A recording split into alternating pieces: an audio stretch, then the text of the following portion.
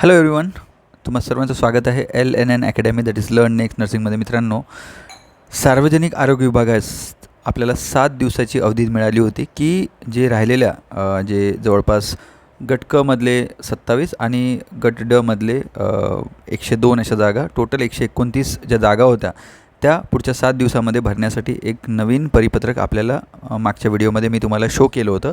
त्यानुसार ह्या याद्या लागायला लागलेल्या यामध्ये बघू शकता तुम्ही.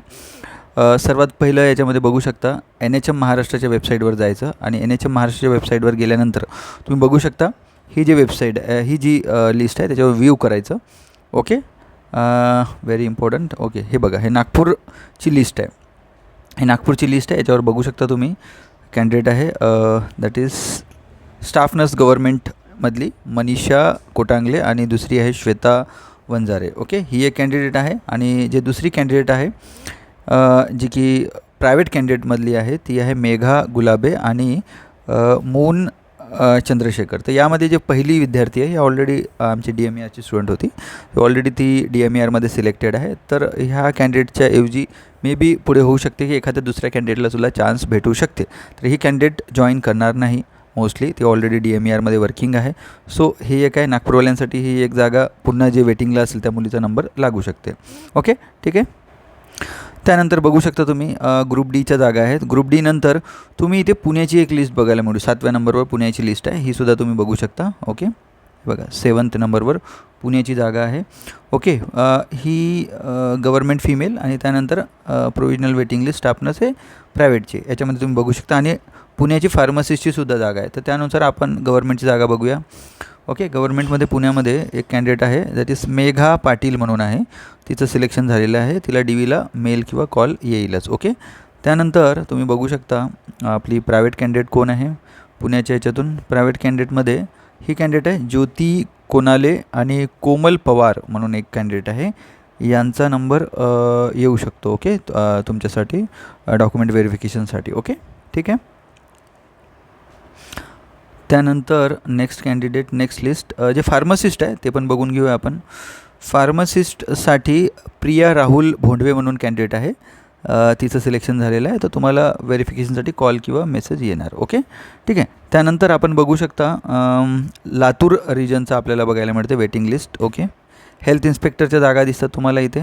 ओके, त्यानंतर सेकंड नंबरला जाऊ आपण. ओके, सेकंड नंबरला गेल्यानंतर तुम्ही इथं बघू शकता इथे सुद्धा एक कॅन्डिडेटची लिस्ट दिसते तुम्हाला. वेटिंग लिस्ट फर्स्ट एक नागपूर रिजनचीच एक कॅन्डिडेटची लिस्ट आहे.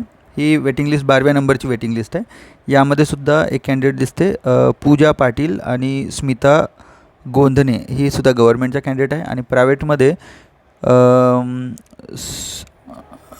सुरडकर मिनल अनिल. ओके, ही 12वी नंबरची वेटिंग लिस्ट आहे. जे मी याच्यापूर्वी तुम्हाला दाखवले ते 13व्या नंबरची वेटिंग लिस्ट होती. इथे लातूरची सुद्धा तुम्हाला एक लिस्ट बघायला मिळते. बघा, लातूरच्या लिस्टमध्ये गव्हर्मेंटची आणि प्रायव्हेट दोन्ही कॅन्डिडेट दिसतात. आपण व्ह्यू करून बघूया. सर्वात पहिली कॅन्डिडेट ह्याचं बघूया. याचं नाव आहे ह्या कॅन्डिडेटचं गोविंद माने म्हणून कॅन्डिडेट आहे. ओके, याच्यामध्ये DHS लातूरमधून हेल्थ इन्स्पेक्टरसाठी.